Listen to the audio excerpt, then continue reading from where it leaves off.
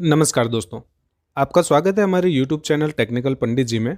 और आज इस वीडियो में हम 5 ऐसी टेक्नोलॉजीज़ के बारे में बात करेंगे जिसकी डिमांड 2022 के साथ साथ फ्यूचर में बहुत ज़्यादा होने वाली है।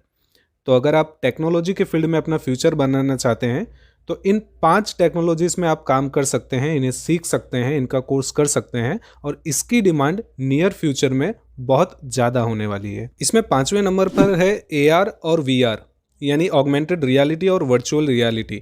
तो जैसा कि आपने न्यूज़ में सुना होगा, अगर आप टेक्निकल न्यूज़ फॉलो करते हैं या वीडियोस देखते हैं, तो इस समय बहुत सारी बड़ी बड़ी जो कंपनियां हैं वो वर्चुअल रियलिटी और ऑगमेंटेड रियलिटी पे बहुत ज़्यादा इन्वेस्ट कर रही हैं। ये क्या होता है वो मैं आपको बता दूं तो वर्चुअल रियलिटी का मतलब होता है कि कंप्यूटर साइंस की मदद से एक ऐसी दुनिया खड़ी करना जो एक्चुअल में नहीं है, लेकिन यूज़र को एक ऐसी दुनिया दिखाना कंप्यूटर की मदद से जो उसे फील कराता है कि वो एक्चुअल में उस दुनिया में रह रहा है या उसे महसूस कर रहा है, उसे जी रहा है। इसमें बहुत सारे इंस्ट्रूमेंट्स का यूज़ होता है और इसका प्रोग्रामिंग बहुत ही कॉम्प्लेक्स होता है, लेकिन इतना ज़्यादा भी कॉम्प्लेक्स नहीं है कि कोई इसे सीख ना सके। ठीक इसी तरह ऑगमेंटेड रियलिटी जो है वो हमारे एक्चुअल वर्ल्ड में ही चीज़ों को क्रिएट करके वो कैसा दिखेगा या किस तरह से उसका फ्यूचर होने वाला है उसे दिखाना, इसे कहते हैं ऑगमेंटेड रियलिटी। तो वर्चुअल रियलिटी और ऑगमेंटेड रियलिटी में यही फ़र्क है कि ऑगमेंटेड रियलिटी हमारे एक्चुअल वर्ल्ड के अंदर चीज़ों को क्रिएट करके दिखाता है और वर्चुअल रियलिटी पूरी की पूरी एक आभासी दुनिया को क्रिएट करता है। तो जैसा कि मैंने बताया कि बहुत सारी कंपनियां इसमें इन्वेस्ट कर रही हैं, तो आप इसमें प्रोग्रामिंग, मशीन लर्निंग, इन सब लैंग्वेजेस को सीख के इसमें अपना फ्यूचर बना सकते हैं और नियर फ्यूचर में इसका बहुत ज़्यादा स्कोप है इंडिया में और वर्ल्ड वाइड भी। इसमें चौथे नंबर पर है 5G। 5G का मतलब होता है 5th generation in mobile technologies. इसमें कॉन्सेप्ट ये है कि अभी हम जो एग्जिस्टिंग टेक्नोलॉजी यूज़ करते हैं जिसे हम 4G कहते हैं, आपके पास मोबाइल भी होगा या आप डेटा में भी देखेंगे तो 4G स्पीड बताता है, तो उसको एनहांस करके उसकी जो बैंडविड्थ है उसे 1 GB पर सेकेंड के स्पीड तक ले जाने को 5th generation of mobile technologies कहते हैं या इंटरनेट भी आप कह सकते हैं। इसका भी बहुत ज़्यादा फ्यूचर है और इसका यूज़ मेनली फ़ोन की मेमोरी को इंक्रीज़ करने में, डायलिंग की स्पीड को बढ़ाने में, ऑडियो वीडियो की क्लियरिटी को एनहांस करने में किया जा सकता है। इसी के साथ साथ आपकी अपलोडिंग और डाउनलोडिंग स्पीड को बढ़ाने के लिए, उसके अलावा साथ में बहुत सारे जो मशीन लैंग्वेजेस हैं या टेक्नोलॉजीज़ हैं जैसे कि AI हो गया, सिक्स सेंस टेक्नोलॉजी हो गया, इन सब के यूज़ के लिए या इनको डेवलप करने के लिए भी 5th जनरेशन यानी 5G का इस्तेमाल किया जा सकता है। इसी के साथ साथ शिक्षा के क्षेत्र में या तो डिफेंस के क्षेत्र में हम कहें तो जितना ज़्यादा डेटा का स्पीड होता है उतनी ज़्यादा ही चीज़ों को प्रोसेस कर पाना और उतनी जल्दी उनको प्रोसेस कर पाना पॉसिबल होता है। तो अगर आप टेक्नोलॉजी में अपना फ्यूचर बनाना चाहते हैं तो आप इसमें 5G टेक्नोलॉजी को सीख के और उसके साथ की जुड़ी जो भी कंपनियां हैं उसमें काम करके आप टेक्नोलॉजी के फील्ड में अपना फ्यूचर बना सकते हैं। इस सीरीज में तीसरे नंबर पर आता है AI और रोबोटिक्स। AI का मतलब होता है आर्टिफिशियल इंटेलिजेंस और रोबोटिक्स तो जैसे आप जानते ही हैं कि रोबोट बनाना या उनको डेवलप करना। ये दोनों चीज़ें आपस में लिंक्ड हैं लेकिन दोनों चीज़ें सेम नहीं है। एक रोबोट बनाना अलग टेक्नोलॉजी है। आप जानते हैं कि रोबोट को हमें कमांड देना पड़ता है, जिस तरह से उसे प्रोग्राम किया गया है उस तरह से वो काम करता है। लेकिन AI का मतलब होता है कि किसी रोबोट या मशीन को इतना सक्षम बनाना, इतना कैपेबल बनाना कि वो अपने आप से सीख के इंटरनेट या डेटा से जो भी उसे इंफॉर्मेशंस मिल रही हैं उनको एडॉप्ट करके वो अपने आप को और बेहतर बनाए बिना किसी इंसानी मदद के। उसे हम AI कहते हैं, आर्टिफिशियल इंटेलिजेंस कहते हैं और इसमें मशीन लर्निंग एक बहुत बड़ा रोल प्ले करता है।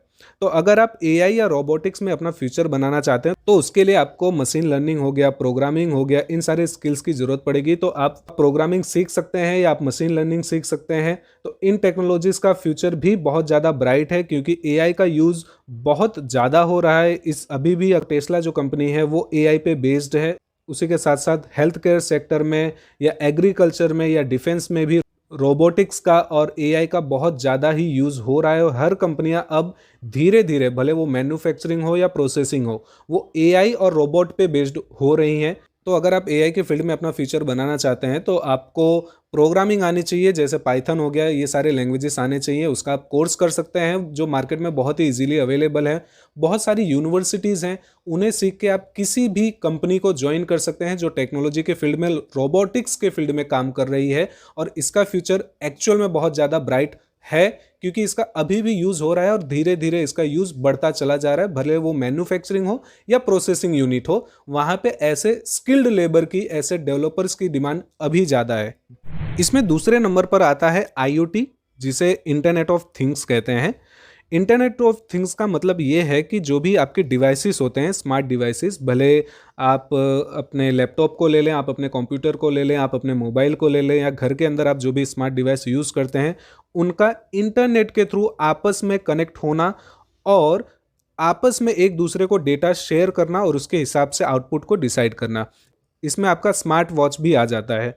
तो इस टेक्नोलॉजी की मदद से अभी के तौर पे अगर आप देखें तो हेल्थ केयर सेक्टर में बहुत ज़्यादा काम हो रहा है, जहां आप देखेंगे कि कोई बंदा स्मार्ट वॉच पहन रहा है, भले वो एप्पल की है या कोई और वॉच पहन रहा है, जहां पे उसके पल्स भी रीड हो रहे हैं और उसके हिसाब से उसको नोटिफिकेशन जाता है, उसके हेल्थ केयर सेक्टर को नोटिफिकेशन जाता है, उसके नियर बाई हॉस्पिटल को भी नोटिफिकेशन जा सकता है अगर वो बंदा किसी मुसीबत में है तो इसका उपयोग करके हमारी जो डेली लाइफ है प्लस हमारी जो हेल्थ है उसको एक बहुत ही एडवांस लेवल पे ले जाने की टेक्निक को ही IoT कहते हैं, इंटरनेट ऑफ थिंग्स कहते हैं।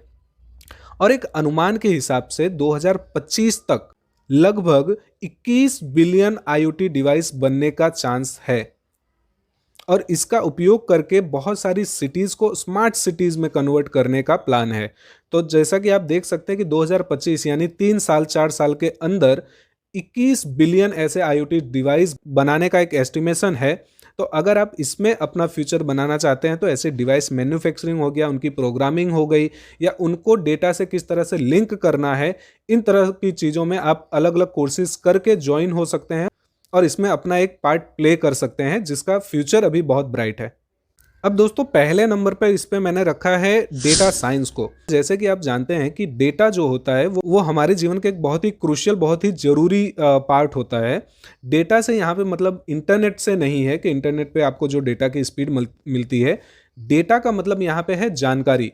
तो डेटा साइंस का मतलब यहाँ पे होता है कि प्राप्त जानकारी, जो भी किसी कंपनी को या किसी इंसान को जो जानकारी मिल रही है उसे उपयोग किस तरह से करना है और उस तरह से उसको एनालाइज करना ही डेटा साइंस होता है।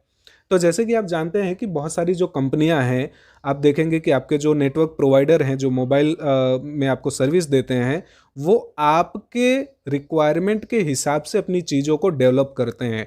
वो देखते हैं कि किसी रीजन में अगर किसी बंदे को ज़्यादा स्पीड की ज़रूरत है तो वो वहाँ पे अपने नेट का प्लान उस तरह से रखते हैं। साथ ही साथ किसी को अगर बहुत ज़्यादा बात करने की ज़रूरत है या उसका कॉलिंग टाइम ज़्यादा है तो उस तरह से आपको स्पेसिफिक एक डेडिकेटेड प्लान प्रोवाइड किया जाता है। ये सारी चीज़ें कैसे डिसाइड होती हैं या उन्हें किस तरह से डिसाइड करना है कि किसे किस तरह की चीज़ की ज़रूरत है, इसी को हम डेटा साइंस करते हैं। और उसमें बहुत सारे डेटा साइंटिस्ट हो गए, एनालिटिक्स हो गए, उनकी ज़रूरत पड़ती है। तो डेटा साइंस का फ्यूचर अभी अगर आप देखें या तो नियर फ्यूचर भी अगर आप देखते हैं, एक लंबे समय तक इसका फ्यूचर बहुत ज़्यादा ब्राइट है, क्योंकि डेटा कभी न ख़त्म होने वाली चीज़ है। जैसे ही कोई डेटा या कोई रिक्वायरमेंट चेंज होती है उसका मतलब एक नया डेटा का जनरेट होना है। आपकी एक रिक्वायरमेंट फुलफिल हुई तो आपको एक दूसरी रिक्वायरमेंट पड़ेगी और उसके हिसाब से जो कंपनियां हैं अपना मैन्युफैक्चरिंग, अपना सर्विस प्रोवाइडर जो भी हैं, वो किस तरह की आपको सर्विस देनी है वो डिसाइड करते हैं। तो एक अनुमान के हिसाब से अगर हम इंडिया की बात करें, खाली इंडिया की बात करें, तो पिछले 1 सालों में 70% इंक्रीज हुई है डेटा साइंटिस्ट लोगों की डिमांड। यानी जो लोग डेटा साइंस में अपना फ्यूचर बनाना चाहते हैं वो ये देख सकते हैं कि पिछले सिर्फ 1 सालों में डेटा साइंटिस्ट की रिक्वायरमेंट 70% इंक्रीज हुई है सिर्फ अकेले इंडिया के अंदर। और साथ ही साथ अगर आप सैलरी की बात करते हैं तो सिर्फ इंडिया में एक डेटा साइंटिस्ट की एवरेज सैलरी 7 से 8 लाख रुपए पर ईयर की है। यानी अगर आप इंडिया के अंदर अपना फ्यूचर बना रहे हैं और आप अगर एक एंट्री लेवल पे डेटा साइंटिस्ट हैं, आप डेटा एनालिटिक्स हैं, तो आप कम से कम 6-7 लाख या 8 लाख की सैलरी उठा सकते हैं। और आप जितना ज़्यादा एडवांस होते जाएंगे, जितना ज़्यादा आप एक्सपीरियंस्ड होते जाएंगे, उतना ज़्यादा आपकी डिमांड, आपकी रिक्वायरमेंट बढ़ती जाएगी। और 2026 यानी महज 3-4 सालों के अंदर ही अगर हम देखें तो 11.5 मिलियन जॉब्स की रिक्वायरमेंट है डेटा साइंस के फील्ड में।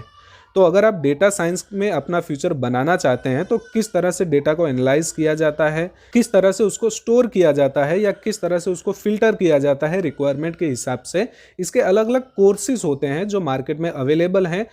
तो अगर आप डेटा साइंस के फील्ड में अपना फ्यूचर बनाना चाहते हैं तो आप इन तरह के कोर्सेज में एनरोल कर सकते हैं। बहुत सारे इंस्टीट्यूट है जहाँ पे आप जा सकते हैं, वर्चुअली या तो फिजिकली आप जाके भी इसके कोर्सेज कर सकते हैं।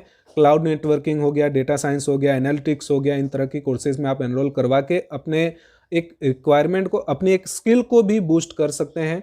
और उसी के साथ साथ मार्केट में अभी जो करंट में रिक्वायरमेंट चल रही है डेटा साइंटिस्ट की, ये हर फील्ड में रिक्वायरमेंट है।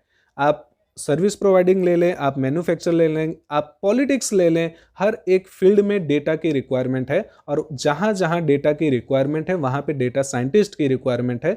तो आप इसमें भी अपना फ्यूचर बना सकते हैं।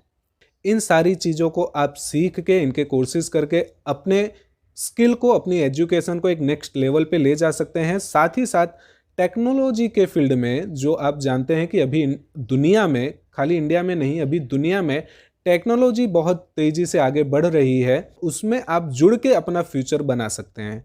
तो उम्मीद करता हूँ ये वीडियो आपको समझ में आई होगी। तो इस वीडियो को ज़्यादा से ज़्यादा लोगों तक शेयर करिए ताकि आप या जो लोग भी टेक्नोलॉजी को जानना चाहते हैं, उससे लिंक होना चाहते हैं या उसमें अपना फ्यूचर बनाना चाहते हैं, वो इसकी जानकारी का यूज़ करके अपने आप को और अपस्किल कर सकें। और साथ ही साथ टेक्नोलॉजी से जुड़ी बहुत सारी चीज़ों को जानने के लिए हमारे यूट्यूब चैनल टेक्निकल पंडित जी को सब्सक्राइब करिए, वीडियो को लाइक करके शेयर करिए। मिलते हैं अगले वीडियो में एक नई जानकारी, एक नए कॉन्सेप्ट के साथ। तब तक के लिए थैंक यू।